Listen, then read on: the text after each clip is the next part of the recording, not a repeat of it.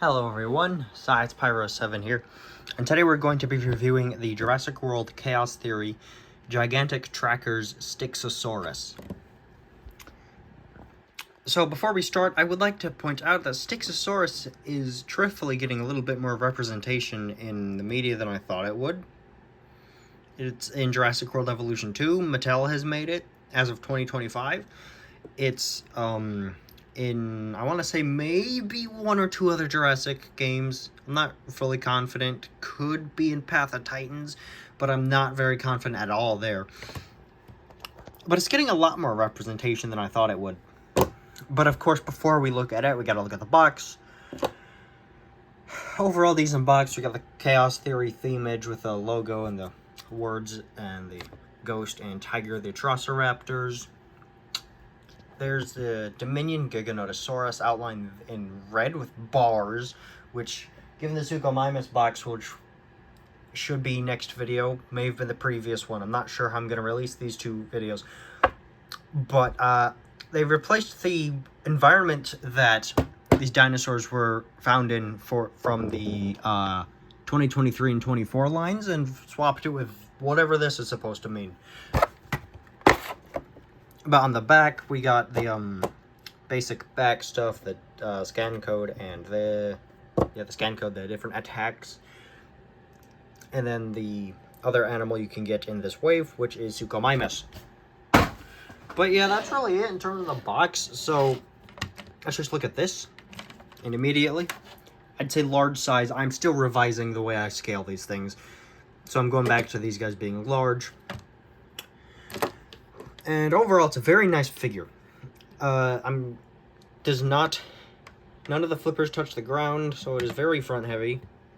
I'm actually going to compare it to my elasmosaurus figure after I review this, since those two actually are related. Styxosaurus is an elasmosaurid plesiosaur.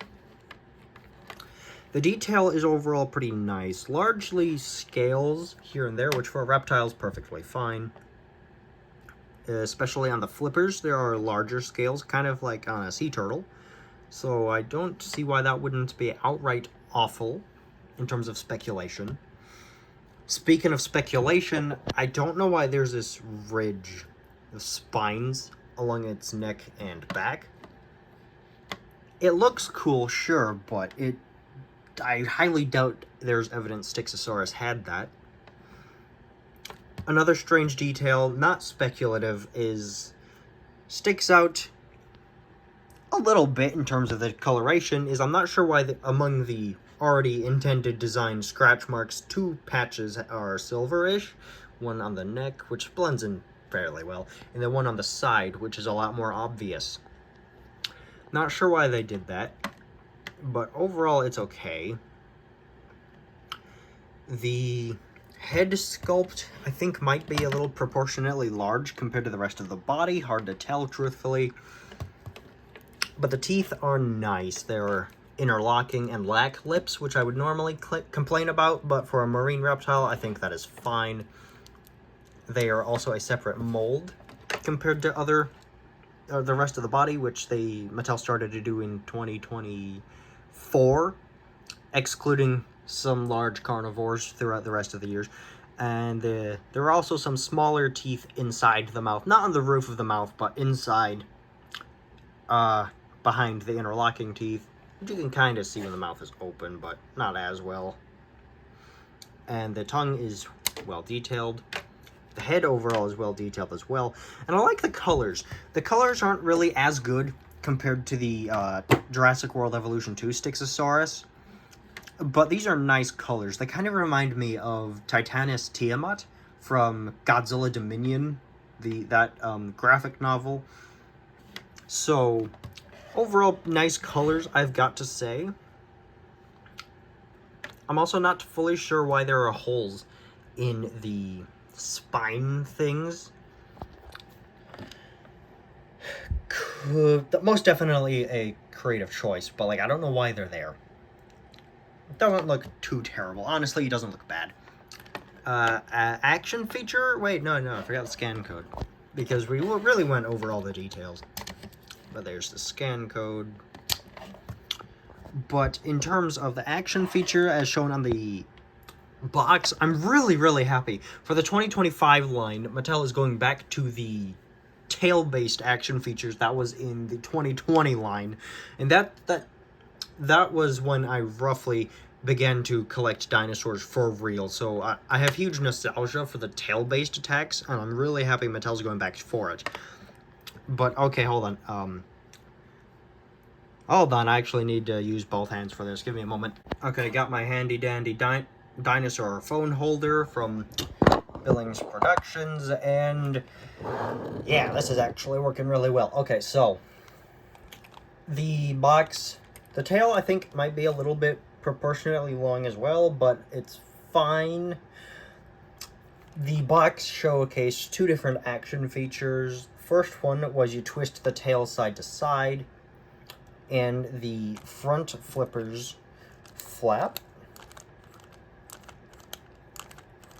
which is a nice, like, swimming style action feature that I don't think any... Okay, Plesiosaurus. Yeah, but besides Plesiosaurus, I don't think any of their marine reptiles have this action feature, and the hind flippers don't have an action feature. Those are still articulated with their classic ball and socket joints, so you can move those in whatever way you want.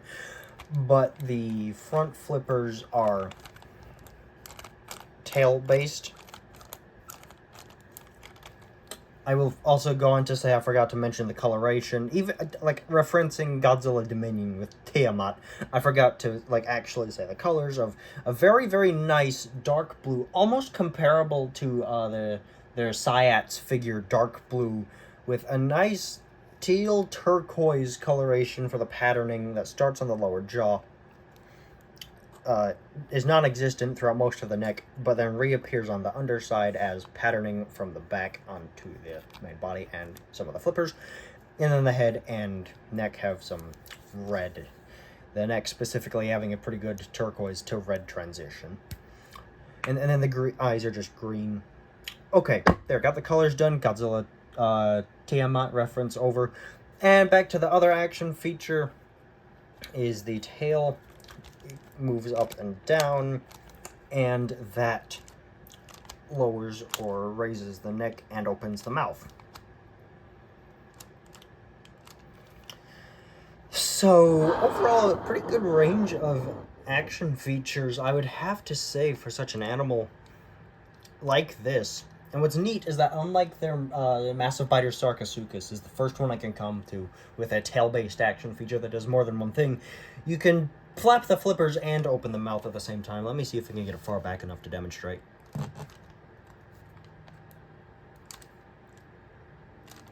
Yeah. Yeah, that worked. So, overall, I would have to say this is a very nice Styxosaurus figure, even with the spines on the back, which I'm not sure the reference there, or like why they did it, but it looks good. The head is a nice shape. The interlocking teeth is a nice detail. The mouth overall is good. The coloration is amazing, even if it's not quite Jurassic World Evo 2 detail or quality. But overall, yeah, this is a very nice Styxosaurus figure. And I'm not entirely certain if I said earlier in this video I would compare it to the elasmosaurus figure. I think I did. Either that or that was a different take that I had to redo. But in case I did, I don't want to forget. So here's their elasmosaurus figure. It is very similar in design, which makes sense. They are related. Anatomically, this one is more accurate. But overall, they're fairly similar. Action features are kind of the same. Elasmosaurus has 2 neck and mouth-based attacks, whereas Styxosaurus only has, well, technically has 1 with the tail and the neck, but I'll give it 2 because it can go up and down.